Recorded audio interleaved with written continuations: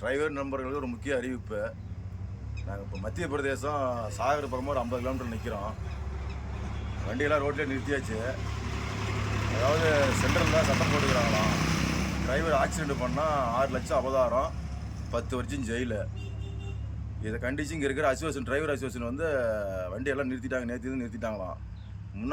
எனக்கு முன்னாடி 50 கிலோமீட்டர் வண்டி நிற்கிது, எனக்கு பின்னாடி ஒரு 50 கிலோமீட்டர் நிற்கிது. நாங்கள் வந்து 3 மணி நேரம் 4 மணி நேரம் ஆயிடுச்சு. இங்கே நடுக்காட்டில் நிற்கிறோம்.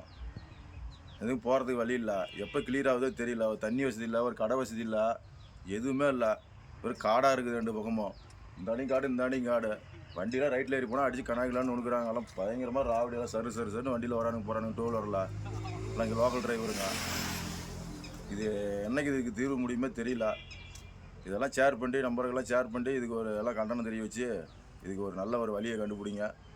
6 லட்ச ரூபா பணங்கிறது நமக்கு 6 லட்சம் பணம் வச்சுக்கிட்டு தான் நாம்பே வண்டிக்கு வரோம். நாமளே ரொம்ப கஷ்டத்துக்கு தான் வண்டிக்கு வரோம். இவ்வளோ கஷ்டத்தில் வந்துட்டு நம்ம வண்டி ஓட்டி இது பண்ணி குடும்பத்தை காப்பாற்றது பெரிய விஷயமா இருக்குது.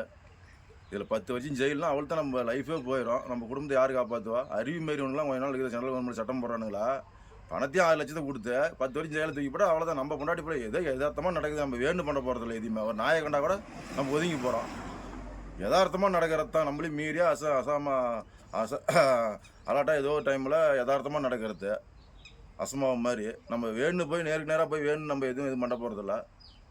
ஏற்கனவே ஒரு சட்டம் இருக்குது, அதையும் மீறி இப்போ இந்த சட்டம் போட்டுக்கிறாங்க. இதெல்லாம் கொஞ்சம் ஷேர் பண்ணி, இதெல்லாம் கொஞ்சம் கண்டனம் பண்ணி, இதெல்லாம் ஒரு முடிவுக்கு வர வரைக்கும் இதுக்கு ஒரு நல்ல வழியை காட்டுற மாதிரி எல்லாம் அங்கங்கே ஷேர் பண்ணி இது போட்டு கொடுங்க. பேசுப்பா, நீ பேசு. நான் அப்புறம் பேசு. அவர் காமிச்சிடுறா, அவர் வீட்டுக்கெல்லாம் அனுப்பிட்டோம். ஏதோ நாய் ரோட்டில் அடிச்சு இருந்தால் கூட நம்ம ஒதுக்கி போகிறோம். அந்த மாதிரியெல்லாம் நம்ம